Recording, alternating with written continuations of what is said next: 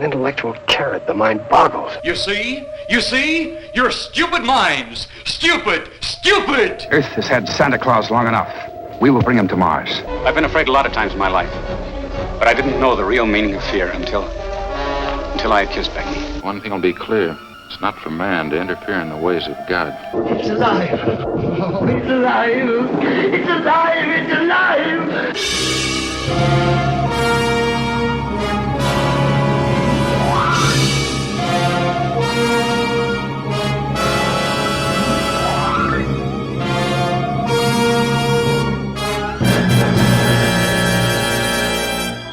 Good evening, everybody, and welcome to Earth vs. Soup, episode 105. I'm Aaron Pollier. And I'm Darlene. And we said last time that we're going to talk about probably the latest film in our timeline that we will ever talk about, and it is Stalker from 1979.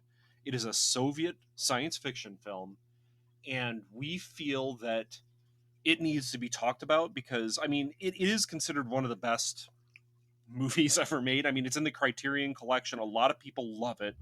A lot of people hate it. I can see why, because it's symbolism. It's tons of symbolism in this movie. It's very slow, but it's deliberately that way.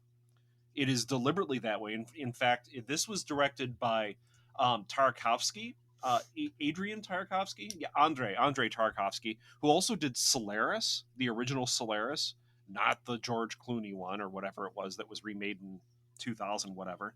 The man is a brilliant director by any definition of it. This movie is highly stylized in certain ways, where colors are used to depict certain frames of mind.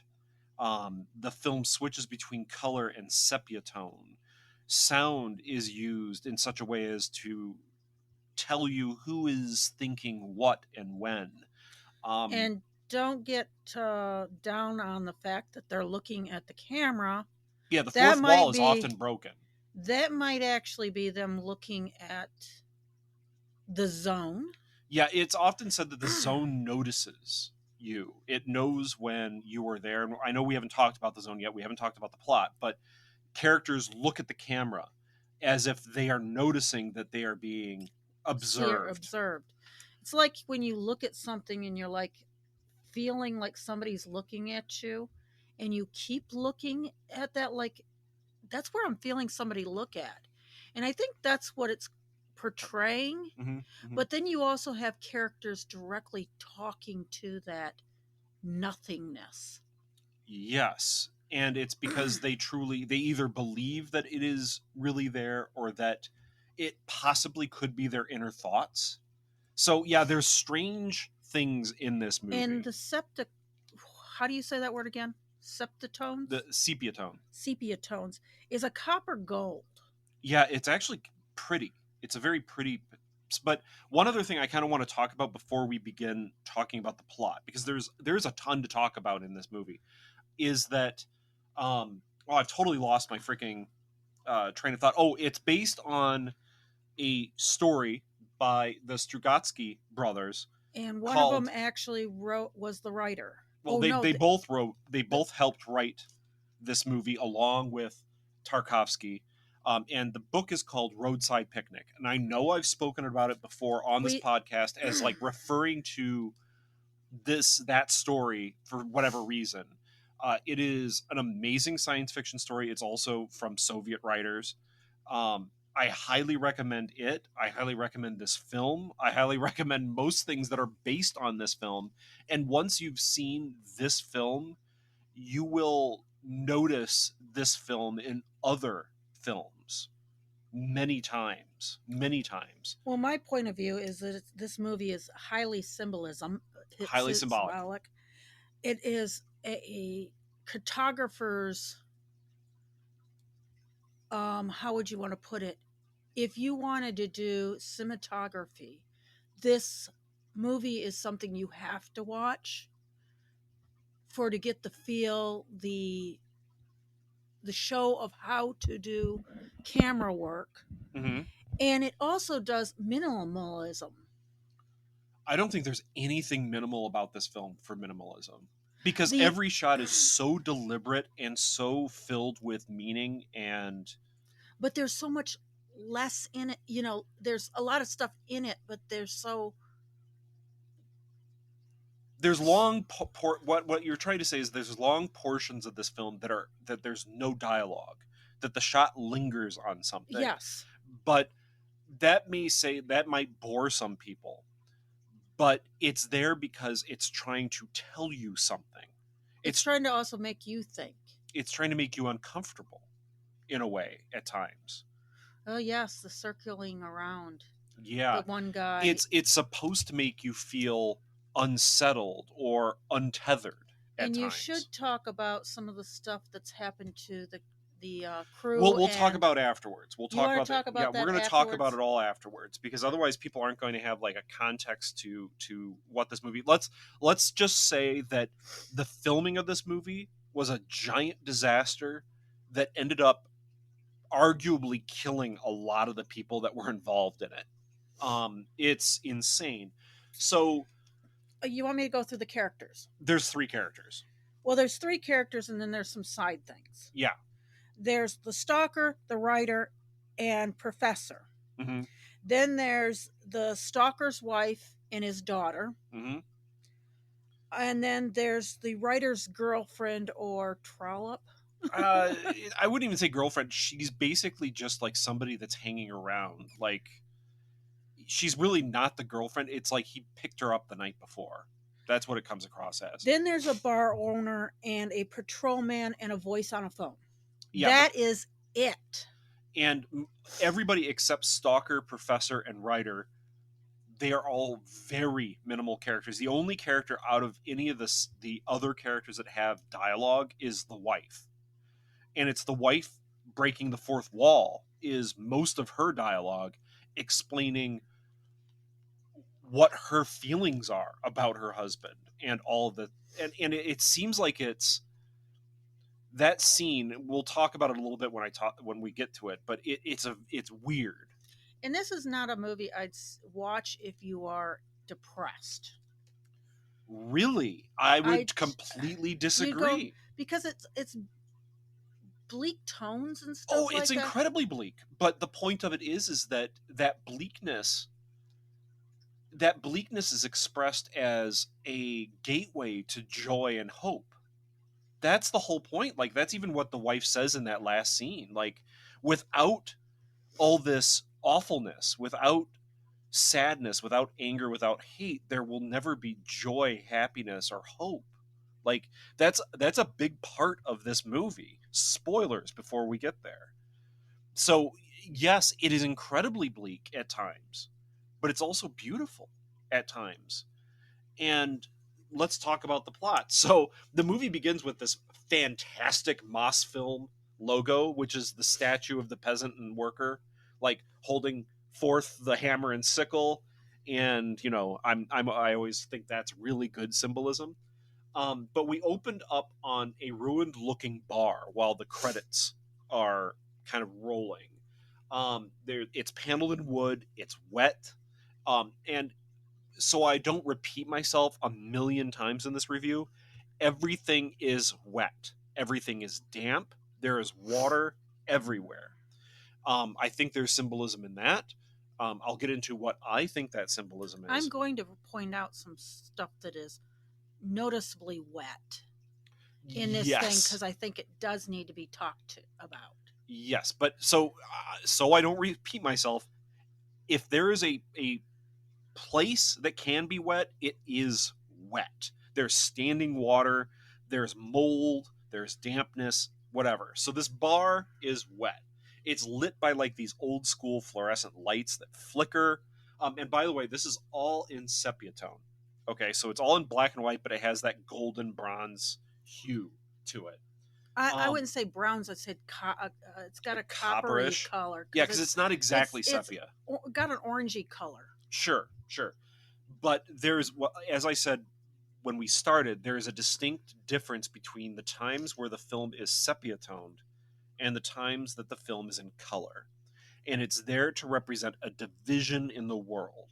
You know what it reminds me of? What? Is the copper plates. Yeah. Pictures. Yeah. Yeah, I know. So a man comes in and is served some some drinks, and we get a very quick text roll. Okay, and to sum it up, it's basically this question of, was it a meteorite? Was it a spaceship? The zone was created. Government sent in troops to the zone. None returned, and that's a really big paraphrase, but it's basically setting up the fact that the zone is someplace where something happened. Yeah. Whatever happened resulted in the deaths / disappearance of many people.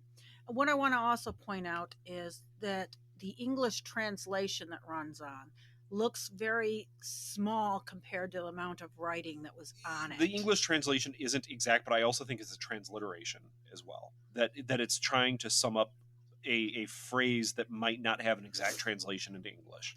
Anyway. And by the way, yes, the Criterion Collection version is all in Russian, but it has English subtitles, and it's fine. It's fine. There's so little dialogue in this movie that it's easy to read. Again, it is 2 hours and 40 something minutes long. It is a very long movie, but it honestly doesn't feel that long because there is so little dialogue, and the shots that are long and drawn out draw you in. And you're sitting there. Picture. Yeah, like a picture. You're drawn in to engage with it like it is a piece of artwork on the wall. Like we did on Starry Night and Yeah, you're drawn into it. So anyway, we then go to see a doorway. I say we approach a door, slightly ajar, looking into a bedroom in a rundown looking house. There's a large bed, and in it we see Stalker, his daughter, and his wife, but we start kind of on his wife. And we see there's crutches leaning against the wall. We see that there's a chair that has a hypodermic needle, a glass of water, and tablets, like pills strewn and across at that time, I think it was great that they had the train go through, and the glass of tea that was sitting there. It's water, but yeah, it's not tea. Okay, it's brown. Yeah, it's water. It shakes and shimmers because it's the same glass that's at the end. Yes. So there's a train. We've set up that there's a train nearby. Okay. We've set up that somebody is sick, whatever. The camera pans across the wife over the daughter who is asleep. The wife, I think, is asleep at first. And we see Stalker awake, staring at his daughter. And as the camera pans onto him, patriotic music starts playing. And then the camera pans off of him. And you have to really pay attention to that one because it's in the train track.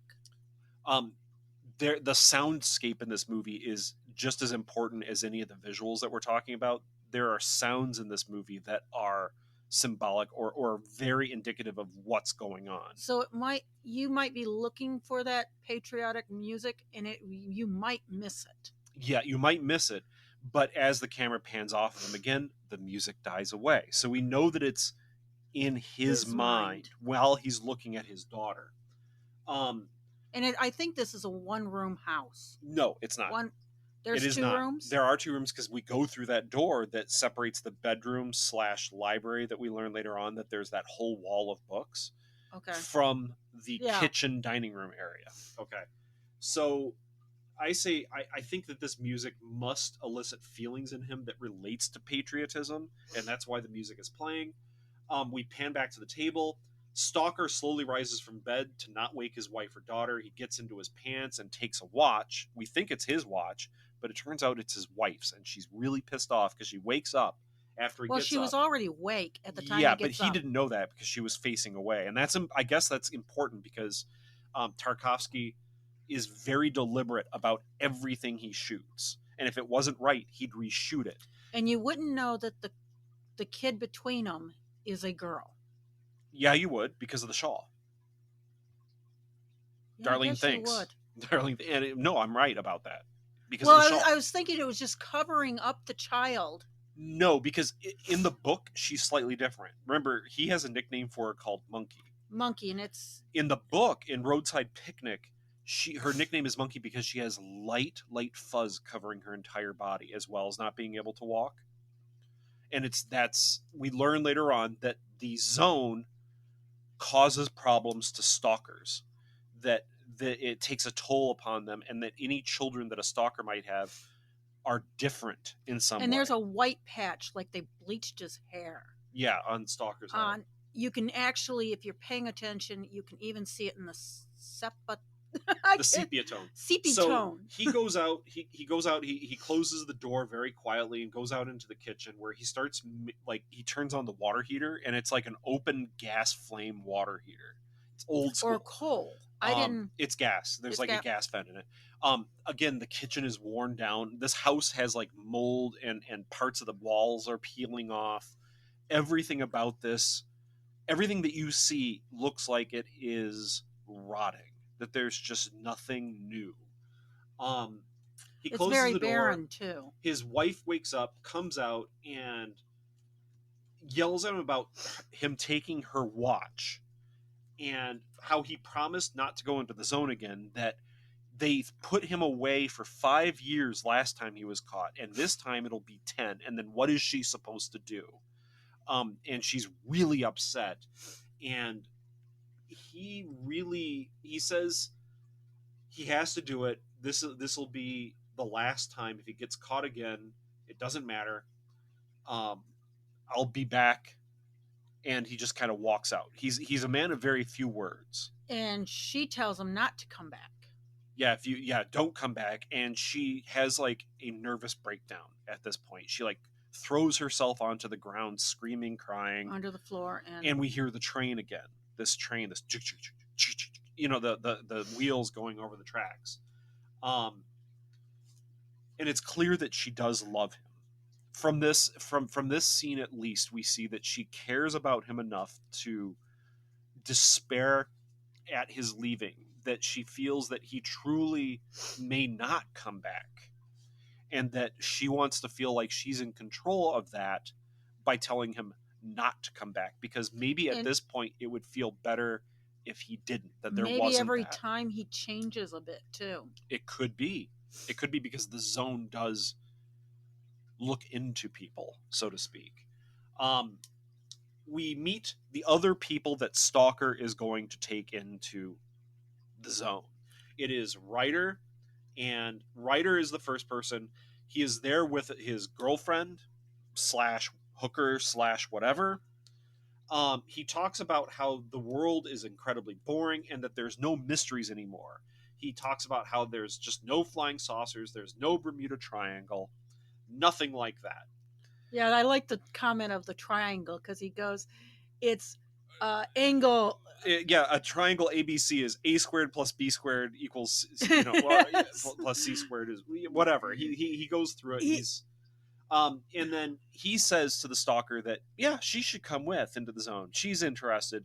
And he looks at him and says, tell her to get lost. Like, he won't even do that, talk to her really. And the hat is on the car. Yeah, the writer's hat is still on the car, and she drives off. With the hat on the car. I got a chuckle. They go back to the bar, and Professor is already there. Stalker stops everyone from saying their names and just refers to them as their titles whenever there is a referral here. We learn that Professor is a physicist, and he believes... the writer believes... I'm trying to put all this stuff together because a lot of it is different pieces of dialogue from other places, but it might just make sense to put it in different scenes. I love that table, though. I even said it. Writer says that he believes in the truth, but he also feels the truth turns into something different every time he tries to uncover it. And he actually starts saying it turns into shit, but he's like, it turns into something I don't want to talk about. The writer has lost his inspiration, and that's why he wants to go into the zone. Professor wishes to understand the zone. That's what he says. And the whole point is that Stalker has gotten a hold of these people and informed them that the zone, there's a place in the zone called the Room. And the Room is there that will give you whatever you desire most. So he brings people in that need that have hope for something.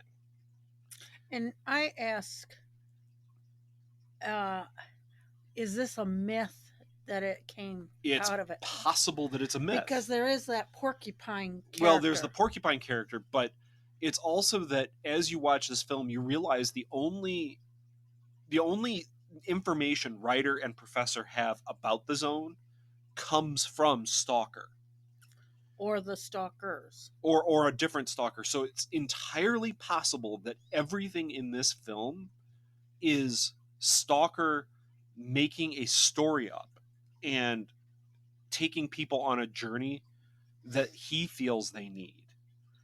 But it's also entirely possible that that isn't the case, because we do know that the zone is protected, that everyone does think it's dangerous, that it's been sealed off, that people died and disappeared. And while we're in the zone, we see the evidence of that. But we'll get to that. The writer leaves behind his cigarettes in the bar, and the professor stops him. He says, "That's bad luck. You should never go back along your path." And that's a thing that Stalker will later on reiterate. Well, when Stalker goes to leave, he turns to the bar, calls the barkeep. Yeah. And says, it says something and says, "Tell my wife." Well, and I'll be back, but if I'm not, tell my wife. And that's all he says. He doesn't finish what he's saying. Yeah. So they all pile into this old British Land Rover, which is actually kind of cool. The fact that it's they had the professor's land. The professor, at the very least, set it up that they had access to it. We don't know if that's the because he gives car. them the keys. Yeah, he does have the keys. It might not be his, though. We don't know. Because a lot of this stuff is unsaid about the background behind the professor and writer. Less so about the professor, because we do learn some things about him. They go through a warren of misty, dreary, and waterlogged streets, kind of escaping from patrols. And they're trying to follow a train into the zone that's carrying a whole bunch of electrical transformers. Yeah, you have the whistle. Yeah. And that's when the Stalker goes, "There's our train that we got to meet." Yeah, we got to meet. So the train goes into the zone along these tracks, and there's this big barbed wire gate, effectively. And there's a wall, and they keep going around, I think, a circle to go. Yes, but as the train is going through, they gun it and go through right behind the train before the gates can close. And the guards are shocked that anyone would ever go through. Yeah, that was a military post. Yeah, it's a military post, and they don't really react very quickly. They're just like, "What? Wait a second." And then you see that I don't care, because they're just shooting at nothing. Well, one of the guards that has a machine gun does actually shoot at them, and is probably the most on the ball kind of all these guards. But yeah, after they make it through behind the train, they have to take refuge in a warehouse / old factory, because this is on the other side of the fence. No one lives here, even though everything on outside of the zone is dreary and run down and all that. Everything inside the fence is even worse. Okay, it's been completely abandoned for years and years and years. They take refuge in this factory or warehouse or whatever that's half flooded, and yeah, the machine gun clatters off the roof every now and then. You hear it, and it's just, yeah, they're half-heartedly looking for them, because they're probably thinking, once you go, you're dead. I'm sure they know about stalkers. They have to know about stalkers, but I'm pretty sure that the guards, just like you said, don't really care. If you go in there, you're either dead or you're going to come out someplace else besides here, and it's not our problem. And I say that this whole "it's not my problem" thing is a very suitable opinion to have for the world in this movie. And is it the world, or is it around the zone? Because you get the fact that just outside of the zone is poor. Everybody is, because the professor is, and the writer, when they come in, the girl symbolizes that there is wealth. There is wealth in the world. Yes. But around the area, it's an industrial wasteland that no one cares about. Here's my opinion of it. It's that whatever occurred to create the zone also ended society in some way, shape, or form. And it's a meteorite. Well, I don't want to say it was a meteorite that hit, because it doesn't matter what happened. The zone is, right? It could have been, in Roadside Picnic, it was aliens. Okay, it was aliens that came down. So it doesn't matter. It could have been a meteor, but that event isn't what immediately caused the world, well, society to kind of slowly fall apart. It's the ramifications of the zone that caused the world to fall apart. And it's the one piece of, well, one of the pieces of evidence that suggests to me that what the Stalker was telling these people isn't just him making it up and telling a story. It's actually the truth, and people have gone on into the room and gotten what their deepest desires, and that's started to make the world fall apart. It's a more interesting and well told version of what Wonder Woman 1984 tried to do, with everyone getting their wish and the world just kind of blowing up. It was really, really dumb, but in Stalker, it's told in a way that's actually interesting and gritty and awful and off-putting. It's like playing D&D and getting your wish. No, I see, but the thing is, it's very possible Stalker is just making it. Like, there's no real answer to this, folks. If you want real answers, there aren't any. Move on, right? Well, they Move send somebody. Which is the one they send to they get send the train out, car? They send out Professor because Ryder's like, I'm not going out into that water, because he has to crawl through like areas that are flooded to get to this train car, and it has like a little tiny engine on it. It's like one of those. It's like a push cart kind of thing that has a motor on it, and it's sitting on rails. On rails that is just above water. Yeah, and he's like, okay, I brought gasoline, so let's fill up the gas tank and let's go in. All right. And this is the first symbolism you get with sound. Okay, yeah. It starts with clack, clack, clack, clack, yeah, clack. They get onto this thing and send it out. Yeah, it's this as they're going over the rails. Then it picks up that chunk with a bang. And then it does a tinging noise. And then it goes into this shh.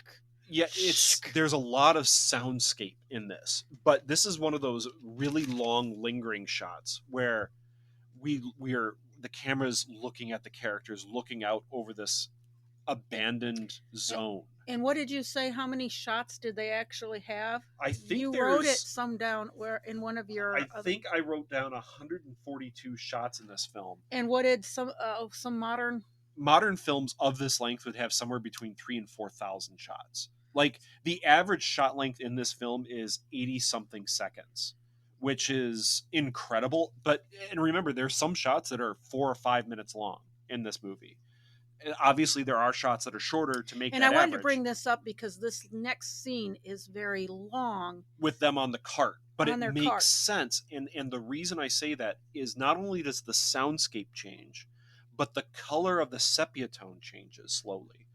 And I have to talk about some of the little production stuff on this that Tarkovsky ended up when they were developing the film, ended up making this process that he could change the temperature in the fluid that was being used to develop the film to slowly change the tones in the film, in this black and white sepia tone kind of film. So as they're moving further into the zone, away from the rest of the world, the colors start changing. And most of this is on the people's face. Yeah.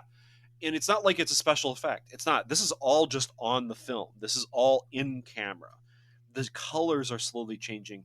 The sound. In the development, not in the camera. Yeah, it's the film development. The sounds are changing, and then it's color. Everything is color. And you're in this field, on the train tracks, looking over this field. It's lush. Lush field of a war zone. Well, an old, ancient war zone. Again, sort of. And we find out that's 20 years ago. Again, sort of. Okay, because you say it's 20 years ago. Why do you say it was 20 years ago? Because the guy says 20 years ago the meteorite was that crashed was not quite a meteorite. Yeah. And that's why I said it was 20 years ago. But they didn't tell you when they sent in all the troops. No, they didn't. And we already know from later scenes that time doesn't really operate in the zone quite the same way. Correct? Time and space inside the zone is completely dependent upon certain things that we'll talk about later on. So it says 20 years. He says 20 years. There are parts of the zone that do not look like 20 years. There are parts of the zone that They truly look 100. look like hundreds. There are parts of the zone that look like it could have been abandoned just a few years ago. There's nothing that looks like it's been freshly abandoned. One of the things that I will say is that you cannot help but make the comparison between this movie, The Zone, and Pripyat after the Chernobyl disaster. It's a reason why people refer to the Chernobyl exclusion zone as the zone, and people that go in illegally as stalkers. It all kind of stems from Roadside Picnic and this movie. And there's even the game Stalker. Yeah, and then there's and computer games. They have that same little thing. Well, it's all taking place in the Chernobyl exclusion zone, except instead of just a nuclear disaster, it was like a disaster with alien technology that created these dimensional instabilities where weird things happen. Again, we're not really told all of that in this movie. We're implied with a lot of it. Anyway, we're now in this lush vegetated area that looks alive, where the rest of the world in the sepia tone, everything looks dead. And the stalker goes walking a little bit distance, and he lays down. Yeah, he lays down in the grass, the flowering grass, and the writer stops the professor from going. Just walking away. He says, the writer is tearing up White Claw. It's because the stalker told him to. And tying these nuts to it. And you have that in the Stalker video games where you also have that in Roadside Picnic though as well. In Roadside Picnic things are a lot more clear than in this movie, but the symbolism in this movie is actually incredibly important too. One of the things that the stalker says when they get there is he says, "We are home." So is that a metaphorical home? Is that a literal home? Does that mean that this is supposed to be the Garden of Eden? Because there is religious imagery in this, but I don't think it's religious imagery to imply that there is a religious statement here. But it also might be that in some ways the zone, people might be picking that, like the thorn, the crown of thorns. The crown of thorns is the guy. Yes, but he puts on this crown of thorns and says specifically, that's the writer that does that. He puts on the crown of thorns and says, "I don't forgive you," which is kind of contrary to Christianity. But I think that's a purposeful contradiction to, boy, we're just going all over the place in this movie because I'm very sorry, folks. This movie's intense in some ways, and it's so filled with symbolism that there's parts of it that don't make sense unless you talk about it a little out of sequence. And there's also that Russian Orthodox icon that's in the that's later on. Yeah, that's later on. That's really far into it. There is symbolism of religion, but I don't think it had purposeful religious context. Yeah, it was just there because the characters would find that symbolism in something, or that it made sense that piece of like an icon was there because of X, Y, and Z. Anyway, and I want to point out at this point that the symbolism is that we see things like we see Jesus in toast. What is that called? Because you Oh, I've got it now. Now you asked me that, and I can't think of it. It's where you see patterns and stuff that normally and that's isn't there. Normally human. Yeah, but it might be that the characters are also doing that they're kind of seeing patterns. Not they're not literally seeing Jesus. They're seeing patterns in it. And that actually comes in later with the whole discussion about faith. Wow, we're all over the place in this movie. Let's just touch on the main points here. Okay, when they're in the zone, Stalker says we're home. I think it's the writer that says the flowers here have no scent. No, it was the Stalker that came back. He said it later on, but one of the characters that stayed behind said the flowers here have no scent. And we get a story that there was a stalker that taught Stalker, and his name was originally Teacher, and he was the one that taught Stalker how to come in and out of the zone. And Ryder called him Porcupine. No, Stalker called him Porcupine. Oh. Because he changed his name, because he changed his demeanor. He was prickly. He didn't like people after a while. But Porcupine purposely destroyed all the flowers because they offended him for some reason. And the flowers had been gone for quite a long time. And Stalker remarked, as he was coming back from laying down in the field, that the flowers are back, but now they have no scent. I'm surprised that they came back, which means they aren't really flowers. They're just the memory of flowers or something like that. Stalker is also tearing strips of cloth and tying them to nuts. And he says, hey, you have to be careful where you walk, because if you don't walk where I tell you to walk, bad things can happen. So at this point, I assume that the writer is giving Professor the rules of... No. You don't think so? No, I think the rules of the zone have already been sort of established, but not clearly. And we walk into a field. And again, the camera in many ways is representing the viewpoint of the zone / the audience viewpoint. But the fact is that the characters know they're being watched. And at this point, there's a house, abandoned house, in the distance. No, we haven't even gotten to the house yet. Oh. Because we are shown, they walk out into this field, and we're shown the field of abandoned military equipment that is strewn across this field. And it actually contains, it's all World War II equipment, by the way. I saw some German half-track personnel carriers. Lots of T-34-76 and T-34-85s are there. I think I saw a tank destroyer. What's the one that the camera goes through it? It's a car. Yes.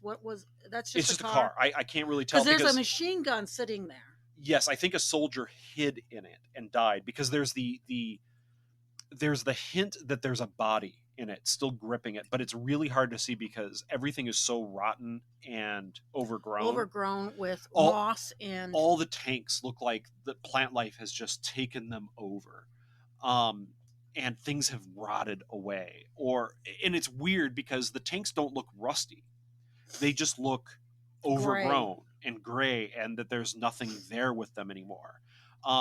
There's only a couple times that we ever see bodies. And this is the one time that it's just the hint that there might be a body in there gripping a machine gun. But like, as they're walking out, we see, Stalker walk out, Professor walk out. Professor turns around and looks at the camera and has like a quizzical look on his face. And you think, oh, that's a mistake. He's looking to the director for action, or he's looking to Ryder. But Ryder then walks out on the screen, and you realize, wait a second, Tarkovsky's way too deliberate for this stuff, for the Professor to deliberately look at the camera and him not reshoot that whole thing. And that's when the camera goes through the car with the machine gun and body. And you realize, oh crap, the Professor notices that the zone is watching. And they slowly make their way across this field, and that's where we see the house. I don't think it's a church. It's not an Orthodox monastery. It looks like a house looks like a farmhouse that was done in cement. It's something. And still standing. It still has its roof, too. It has its roof, and it's across a field. And Stalker says that is where the room is. Okay? And the room is a place in the zone that gives you what you most desire. Not what you wish, it's what you most desire, which is not necessarily what you wish for. It's the thing that you most deeply down, maybe not even consciously wish for. Okay? And sometimes that goes contrary to what you truly want. Like, it's weird because later on there's a story about Porcupine. Because it turns out Porcupine stopped going into the zone because he became fabulously wealthy. And no one really knows how. And he committed suicide a week later. Well, how? He hung himself. Well, why? Well, later on, we learn the fact that Porcupine's brother died. And that he came to the room and asked for his brother's life back, that his brother wouldn't be dead. And the room didn't grant him that.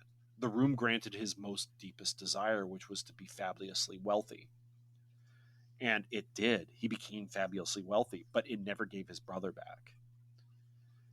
And Stalker says that's why stalkers cannot go into the room for any reason. Like, he's terrified of going into the room himself. He won't go in when they get there later. Well, anyway, he says that's where the room is, and it's literally just like right across the field. It's like maybe 50 yards away, let's say. And the writer's like, well, shit, let's just go. Let's just walk. And he starts walking, and Was it the writer or the professor? it's Ryder. Okay. And Stalker freaks out. He's like, you cannot go there. The shortest path to someplace isn't necessarily a straight line. Fastest. Yeah, the fastest isn't necessarily the shortest distance. The safest path is never the shortest path. And we can't just walk there. And Ryder's like, I don't believe in this crap. I'm just going to go walk there. And he goes, is that of your own free will? Yes, it's my own free will. Is there anything else? And he's like, nope, go ahead. And he says, if you, Stalker tells the writer, if you feel anything weird or strange, stop and take your exact steps back. And Ryder just kind of walks off across this field towards this house that has the room in it. And at some point, he's getting very close. And you get the one of the rules on this one, which is if you lose sight of someone, you can't go back to those people. They're off on their own. Yeah, they're off on their own. They're on their own path, so to speak. Yeah, you can't. And this plays in later on too. Yes, in a weird way, like in a contrary way. But so anyway, they're standing there watching. They're watching Ryder walk towards toward us, and the camera then switches to a view inside the house, like looking out as we see the Ryder walking towards the camera, and then all of a sudden there's this stop. This voice that yells out stop, and he stops, and he looks confused, and we have Stalker and Professor looking at each other like, why did you say for him to stop? I didn't say that. And it turns out no one said it, but everyone heard it. And it spooks Ryder enough that he comes back, and Stalker's like, dude, you're lucky. The zone likes you, or at least gave you a pass this time. Yeah, because the first thing that Ryder asks is, why did you stop me? Yeah, I didn't stop you, man. The zone stopped you. It talked to you. It told you what to do. You didn't listen to me, and it gave you a second chance. It gave you a second chance because you should be dead. And wow, yeah, that's actually kind of interesting because as the camera's moving around, because again, folks, the camera's movements in this are also very important because as the camera kind of pans back to show where the house is, it's shrouded in mist, and the path to the house is no longer visible. How to get there, it's shrouded, it's cloaked. There's mystery to it, and it's clearly not safe anymore. Like this mist has rolled in. It's a very interesting image. And the sequence of these long shots means that the behind the scenes stuff for them to get this fog to roll in at that moment while the camera was just slightly moved away before it comes back, like meticulous planning. Meticulous. They did not move. The actors did not move. They were still in the same spot. So I pity these actors because they probably had to stay there for a while. I don't know. Came in. So the Stalker during this scene explains that the zone is a very complex maze of traps, and who knows what happens while humans deadly traps, and who knows what happens when humans aren't around because the zone constantly changes. And we believe, well, he says, I believe that the zone changes even more while people are here. Is this where we hear the howling of the dog? There's howling, but he says the zone changes due to the state of mind of the people that are there. So be happy, or be at least positive, or have hope. Otherwise, the zone will trap you here. If you're too negative or unhappy, the zone will make itself unhappy, and you won't like that. The zone kills the unhappy, not the good or bad. That's what the Stalker says. It kills the unhappy. We then go into the movie was originally intended to be a 2-part movie, but through things that we'll talk about after we're done with the plot, disasters occurred, and so both parts were put together. And so this is where part 2 begins. And part 2 is about a third of the way through the movie. There's only 2 parts, so the second part of the movie is the much longer part. Getting into the zone is part 1. and seeing where the room is part one. Now, the journey to the room and away from it is part two. So we begin with the professor and writer relaxing as Stalker is looking around. They're sheltering in the ruins of a building that has like tile work and water gushing from different places. They all enter this wet tunnel, but the professor accidentally leaves his rucksack behind. And he says, "Oh crap, no, I need to go back to it." And they're all like, "No, you cannot go back along your path." You thought this was hydroelectric plant. Well, that's where they filmed all of it, was at a hydroelectric plant in Estonia. And it's water just pouring out of holes where the ruins of this are beautiful in their destructiveness. I don't know. It's ruins. Yeah, it's ruins. If you like urbex, like, you would love everything about this movie, because it's everything about it is ugly in certain ways. But anyway, they say, "No, you can't go back along your path. You can only move forward." And he's like, "No, I am going to go back." And they joke with him, "What's so important about your rucksack? When we get to the room, you can ask for all the rucksacks you could ever want. You would drown in a tidal wave of rucksacks." And he's like, "Nope, bye." And he walks off, and they're like, "Okay, I we guess need to he's go dead." through because his path is different at this point than ours. Or he's dead because he's gone back against the path. And they end up... And at this time, actually, Stalker has to push the other guy to keep going forward. Okay, so... Literally. Yeah, Stalker and Ryder climb along this tunnel, in this wet tunnel, and they climb along this ledge. They then end up coming out of this tunnel at the place that they originally left from. And it's kind of really interesting because you're seeing coals. Like fire, and it looks like somebody's breathing on the coals. From underneath. But you know what? As the camera is so close to those coals, it's the zone. It's us as the audience being close to that fire and breathing on it ourselves. I think that's what the symbolism is that the zone is breathing on that fire to make the coals glow like that. But they come out of this hole in the wall back to where they began before they went in. And Professor is there with his rucksack drinking tea at this fire. And the other guy warms his hands. And Stalker finally realized, "Oh my God, we just got another free pass, because this was all a trap. This is one of the traps." Because Porcupine must have left the symbol for like safety here as a trap to stop everyone else from getting to the room, because he was so filled with hate in the end.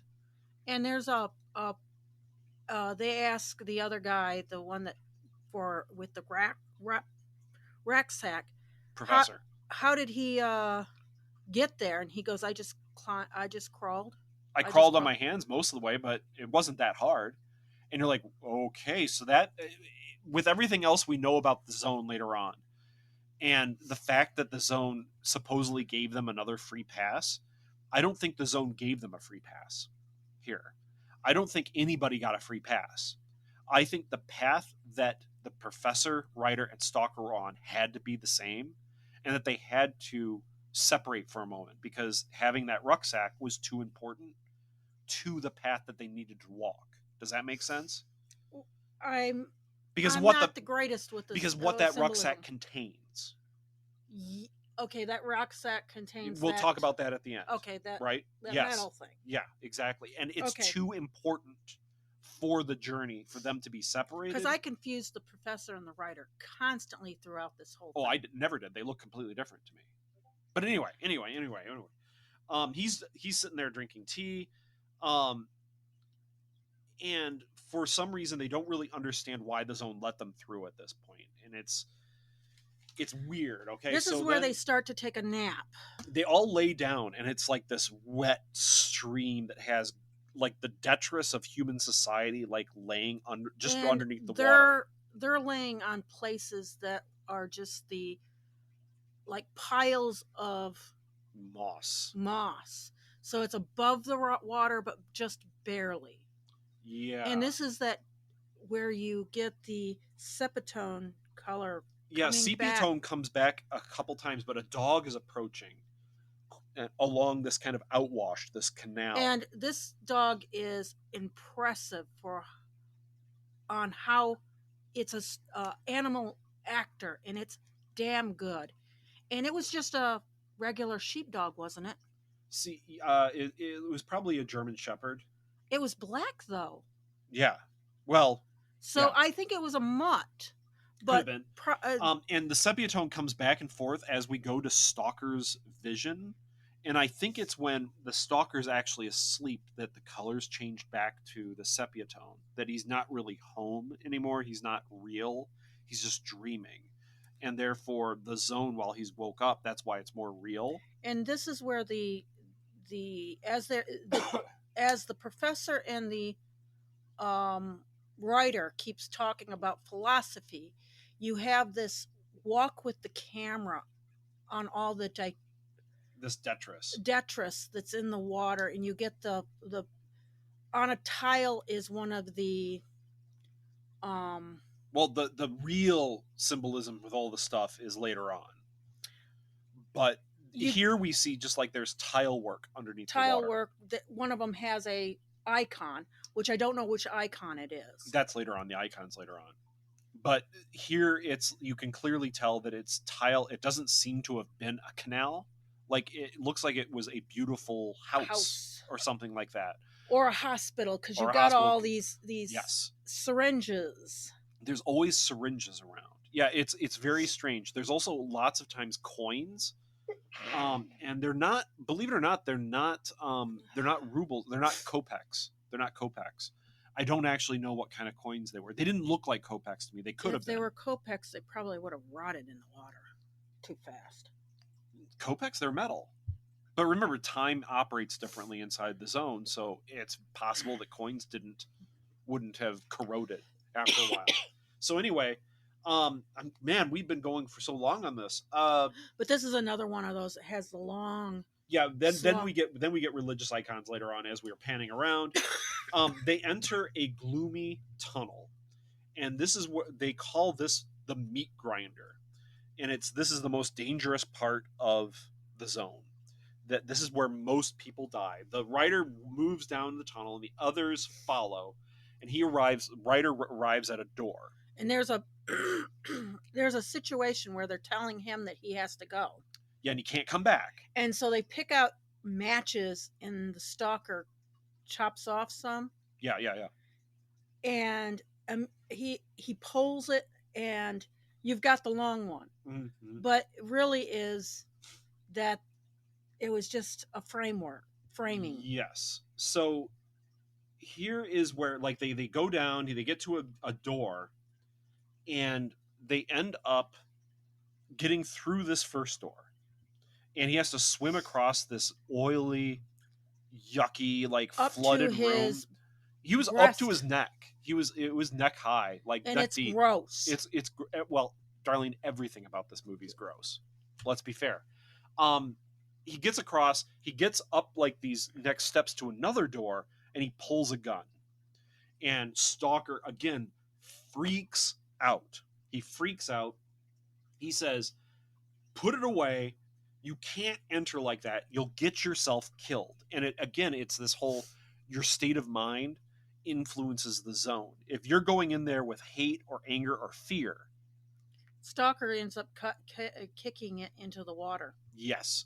He kicks the gun away because the writer does drop it, and he kicks it away because, again, the zone is influenced by your state of mind. You have to have hope. You have to be happy, etc., etc. They end up going in, and there's this weird room that is filled with dusty mounds of something. It looks like a stylized desert, and there's a temporal anomaly that occurs with a bird flying through, that it has a glitch in the matrix, that this bird flies past like a certain area twice. Yes. And that's for us to know that this place is bad news, right? Well, whoever it was went first and is now laying down in this pile of water. The writer. That's the writer. And Stalker throws one of those nuts. Rag nuts. Yeah, and it bounces, and he's like, okay, I think it's safe that we can go this way. But for some reason they came into this room from different angle, like at different places. And again, I think it's the zone making their paths different for a specific reason. And the reason is that as Ryder wakes up, he's in a pool of water by this pipe, right? It's the only moisture in this room. It's the one time like this room is the only place that seemingly is dry, but there's except for that pile of water that he wakes up in. And he's so wet that it sits there and drips off of him even as he goes back to the other two guys. Yes, but before he goes back, he looks to the camera. He talks to the zone. He understands that the zone is like messing with him. Yes, or he observes, and he admits that he hates writing because of the constant demand of fans for more, that people consume him and change him into something that they want to see, not who he is. And he's like, I've just come to this kind of realization through this path of self-discovery. And the team is reunited by Stalker tossing that nut, and he's able to walk across this dusty ground again. And there again, there's a reference back to another biblical. There's a couple biblical references, but the one is like, I'm the wandering Jew, that I've wandered through the desert, and now I've found. That's with the corner of the thorn in the next scene with the crown of thorns. Well, there's him walking through this desert-like area. And his footprints, by the way, are white. Yes. But I'm saying, like, he's going towards the Holy Land. Maybe he's going towards the room, which is salvation. He doesn't know, but he's on this path. Like, he's wandering the desert. He's been lost. But now maybe he has found his destination, right? I think that's what the symbolism is in this room, right? I think it's even possible that the glitch in the Matrix bird thing is the whole God giving the 10 commandments and then Moses destroying them because of a false idol, and then Moses having to recarve them. Like, it's this double. I don't know. I don't know. Maybe I'm putting freaking symbolism in that but isn't symbolism there. is whatever you take it as. Yes, I think there is a lot of like I said, there is religious stuff in this, but I think it's also that the characters. It's also your mind too. Most of it is that the characters are putting religious references to it, though. Yes, the characters are. So I'm just kind of trying to put together what the characters are saying, because in the end, I do agree that the zone changes based on your frame of mind, and if they have religious expectations from it, the zone will give it. And I think that's what the crown of thorns in the next scene is. Then they walk into a hallway that has a office. And that's the weird one, because there's water running under the wooden floor. Yeah, you can see this. And there's a phone in it and a huge light bulb. And those both come in play.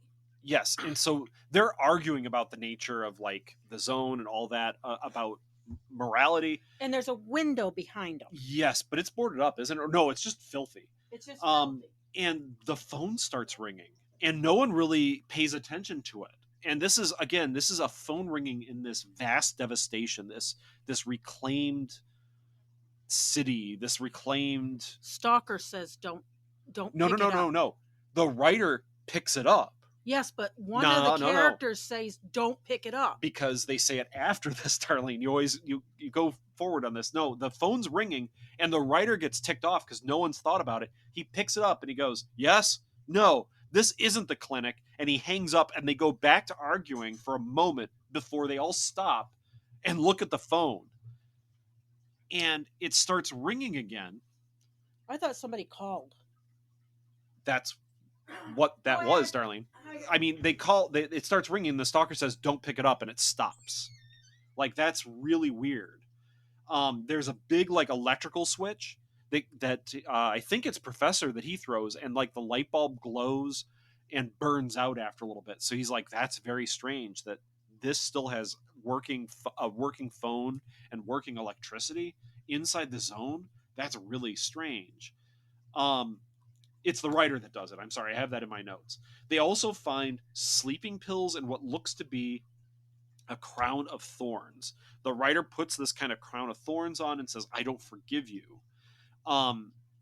We then get this beautiful shot looking down the hall as the dog is kind of laying on the ground. There's a bottle, and we see that there's a skeleton that's lit up by a beam of light that has like a tree growing up The through it. dog is sitting there Yeah, like maybe and is that. whining. Yeah, but this tree is growing up through the corpse, and then as the light shifts, we see that it's not one corpse, but it's two bodies, and they're embracing each other in death. Because you see the woman's red hair and hair. her wedding ring on her hand, and it's really sad because I think that this was the dog's it could have been, it might have been, owners, but remember, and time is weird, so that dog could still be alive.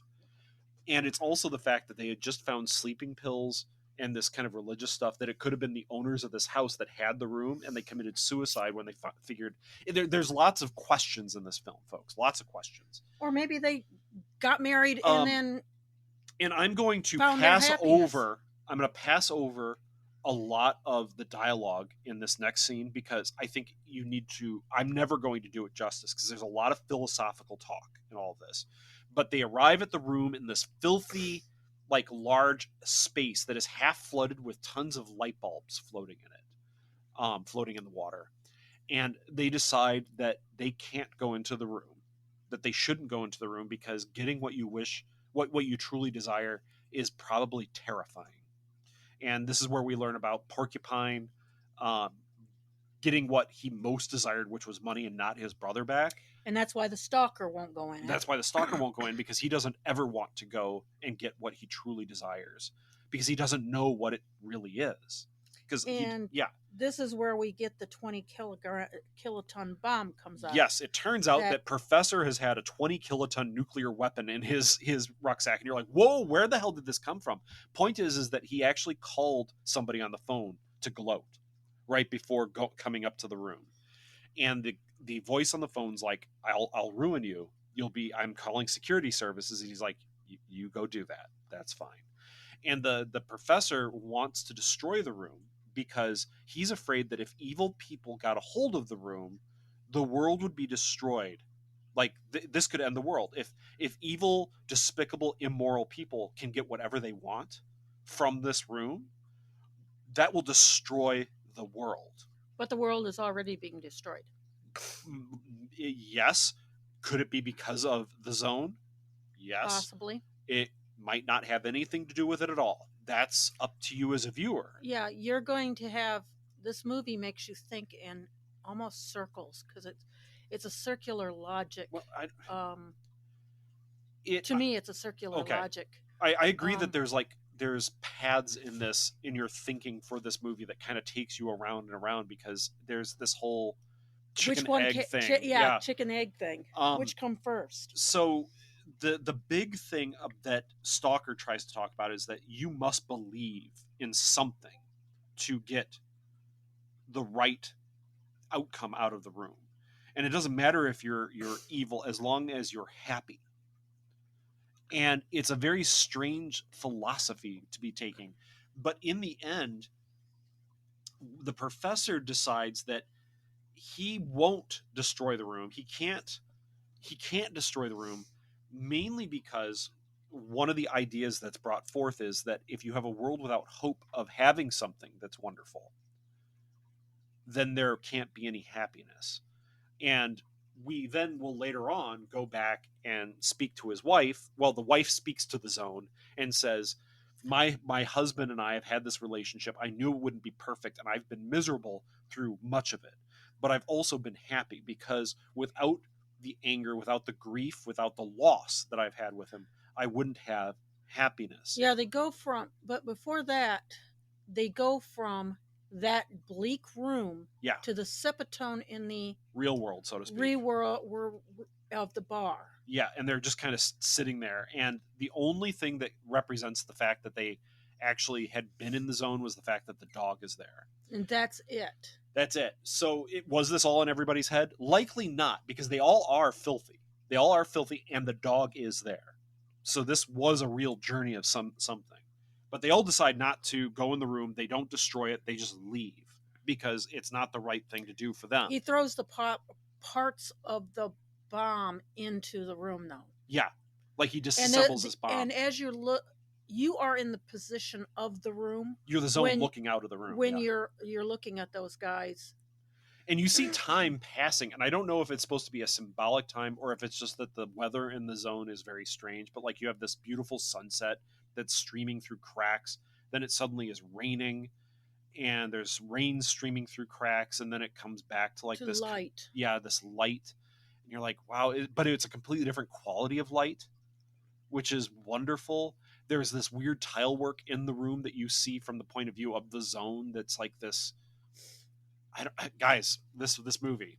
But yeah, we go out of the zone. The wife comes and meets them, and we get another shot of color as the whole like Stalker family leaves this bar, and it's the point of view of the camera is looking at the daughter riding on the shoulders of Stalker as he's walking along the water. Then we have that scene where the wife speaks to the camera /zone and talks about how like after putting the Stalker to bed. Yeah, because the Stalker is completely grieving the fact that no one has faith anymore, that no one believes in something anymore, that everyone's dead.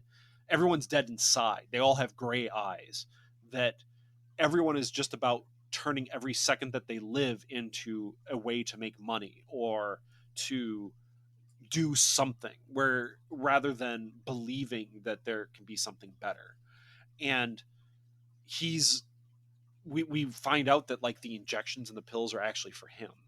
Like they weren't the wife like taking drugs or the daughter. It's actually to calm him down because he's on edge. And she says, look, I know that he's touched in the mind sometimes. Oh, I forgot to mention that right before right as they are at the door frame of the room. Yeah. The Stalker is sweating profusely and not breathing like he'd been running a marathon. Yeah, but it's because he's so stressed out. He's kind of like he's having an emotional breakdown because of the bomb. Like he doesn't I think it's partially that he doesn't want to die, but it's also that he thought that these people would come here and bring some beauty out of the room of some sort or another, because he can never ask for anything. So he wants to see other people happy. And I can empathize with that. It's, me feeling like I always want to make people happy. One of the professor or the writer says, why didn't you bring your wife and child here? And he's just like, no. And she even asked that, like, I'll come with you and he's like, no, because you don't want what you truly desire. Like no one does. No one actually does want what you truly desire, because it's never going to be a utopia or a perfect something or other or true love. It's never going to be that, because those are just concepts. And after her talking to the zone, you get another colored piece, and it's the daughter again. The daughter reading something, and then she sets the book down, and it's all in color, and we kind of hear the train going by, and we hear music, like classical music playing as the camera gets close to her. And then she looks at I want to call it tea because it's the color of tea. Well, yeah, that is tea. And it moves.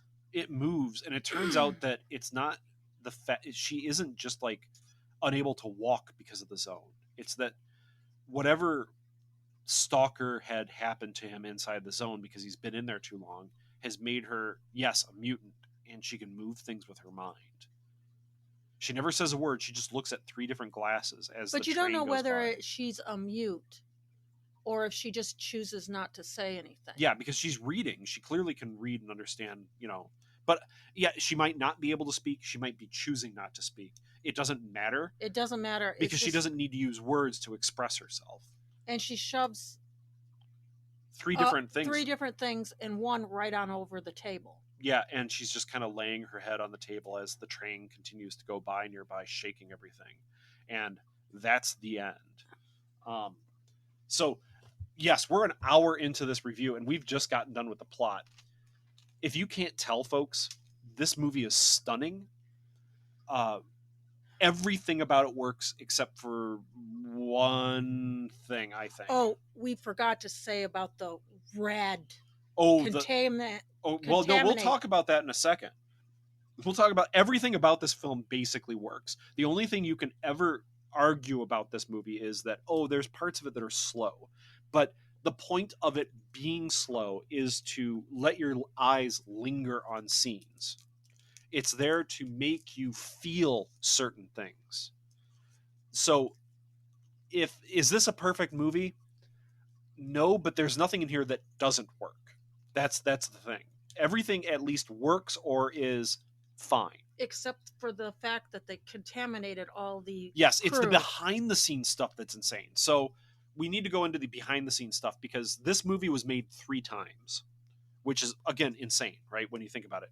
The first time they filmed it, they got it completely done.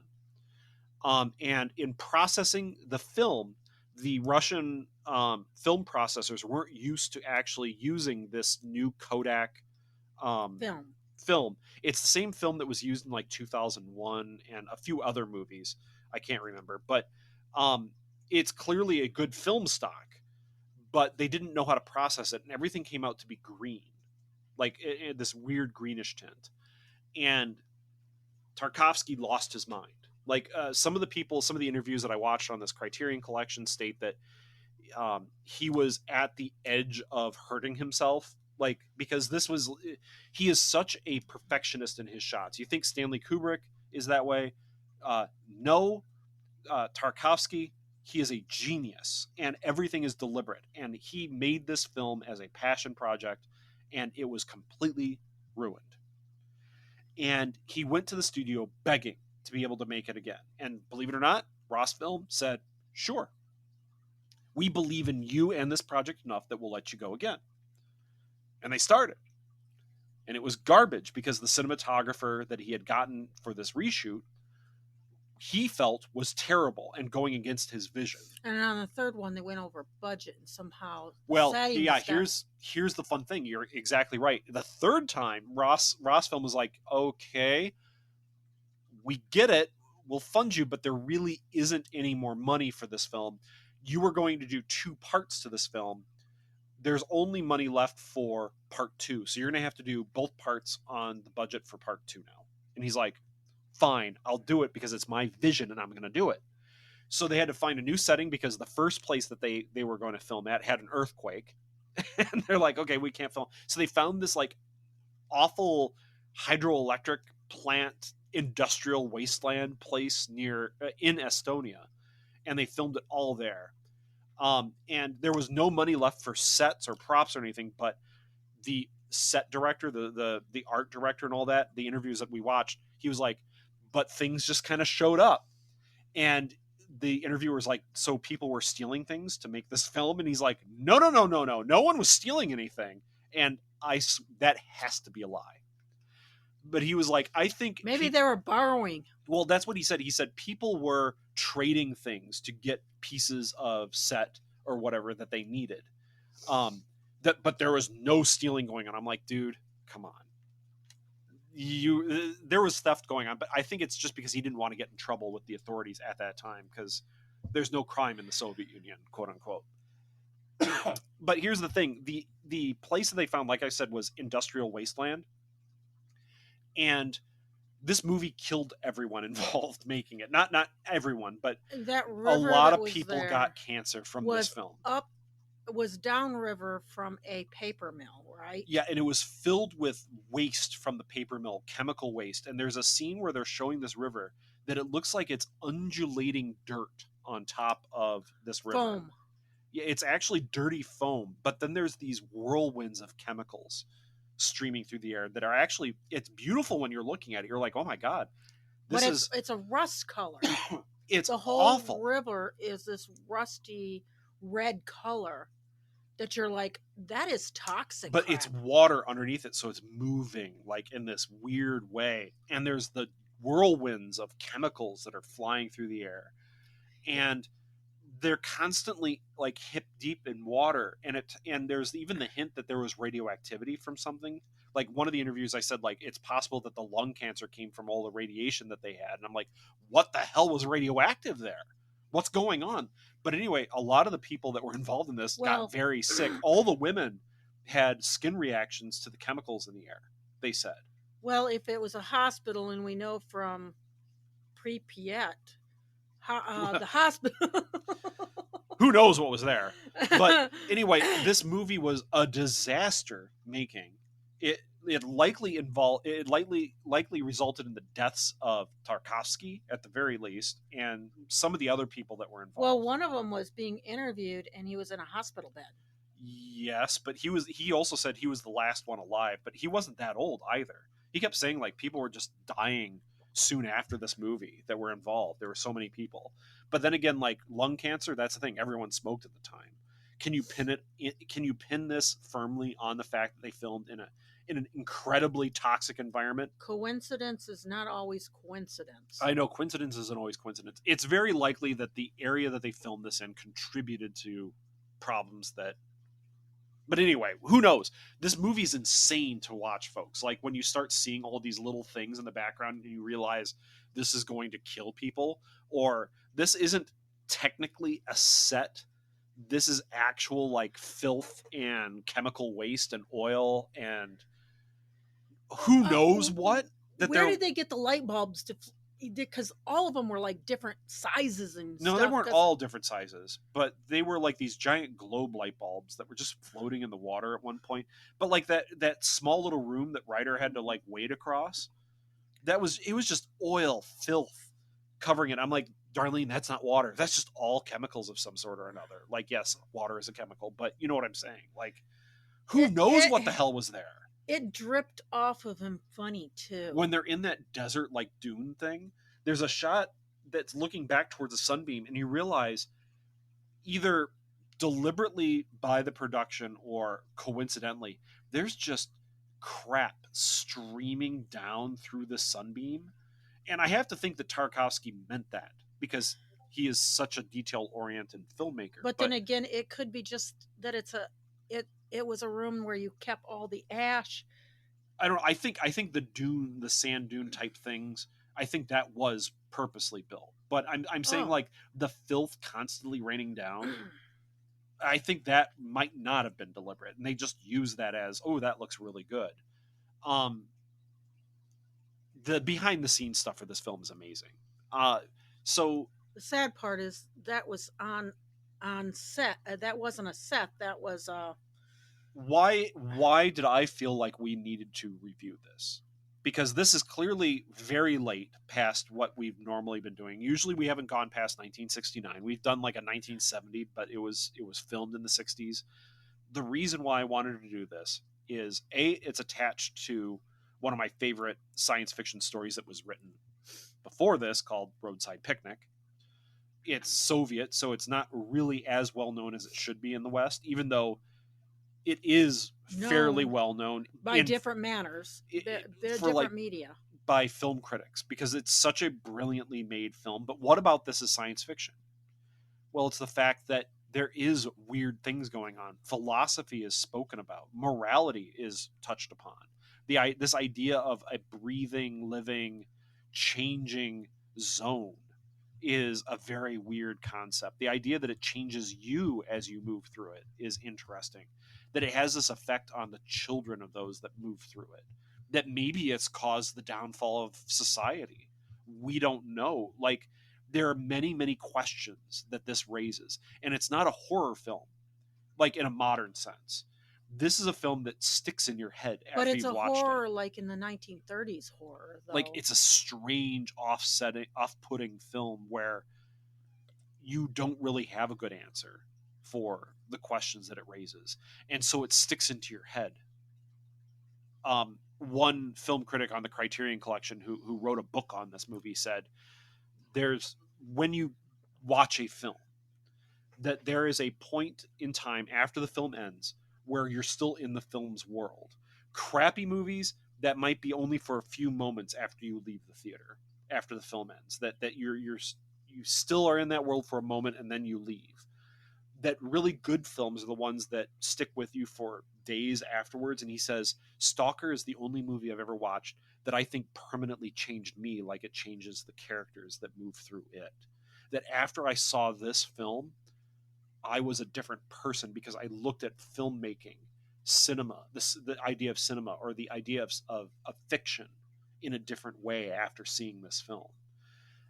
And that's the reason why I also agree. I think I am a different person after watching that film because everything about that film made me think, is that pattern in the rock purposeful? is that meaningful to the characters? Is it meaningful to us as the zone/viewer? Is it meaningful to Tarkovsky as the filmmaker? Did he do that deliberately, or was it that part of But the environment that they were filming in? It's also the philosophy in it, though. Like, There's a lot of philosophy in it. It's fascinating, and I know you've watched this before with me at least once, just once, likely. No, I think. Well, the first time you were watching it, I came in and out because you didn't get it. I didn't get it. I am hard to. I guess I'm stubborn about symbolism because of a bad situation when I was a kid. About symbolism? Yeah, about. So you don't get into movies that are highly symbolic. I have a hard time to understanding it because I have a childhood trauma. Okay, with it. All right. All right, but this isn't the first time you've seen this movie all the way through, though, is it? No. You've at least one other time. You've watched it probably about 5 times, and I probably watched it one time previous all the way from top to bottom. And there are moments in other movies where this movie is playing, and it's this movie immediately. And this is one of those movies that you could put on a TV without the volume and still be drawn into it. Aaron asked on, because we're going to do this one some other time, the 1930s something or other with the Metropolis. And he goes, "Have you ever seen that movie?" I'm like, "Yeah." Sit there and watched it when we were in a restaurant, eating breakfast, because it would be playing all the time in the background. Yeah. And it will draw you in because of this, the beautiful cinematography that's in Metropolis. So it'll be interesting for me to watch Metropolis with. There is no sound. Okay. There's some versions of it that have like specific music being played during it because it's a silent film. But regardless, we recommend this film highly. You can get it on Blu-ray. The Criterion Collection is the one that we watched. It is beautiful in its ugliness, and it's ugly in its beauty when there is beauty in it. You're kind of horrified by everything. It's kind of like I've read books that are total dialogue. Yeah. And I've read books that are absent of dialogue, and this one is closer to the absent of dialogue, but it says so much. Yes, what dialogue there is there says a lot. It's intense. But when it's not saying something, it's just as important. It is just as of an important dialogue as if the characters were saying something, because you're so drawn into the setting or why something is like this.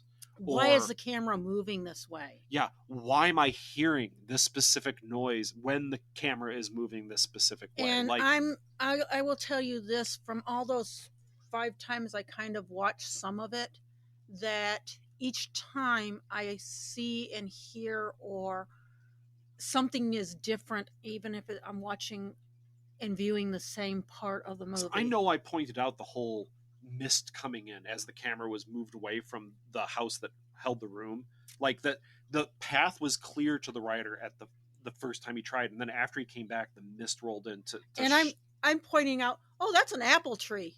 But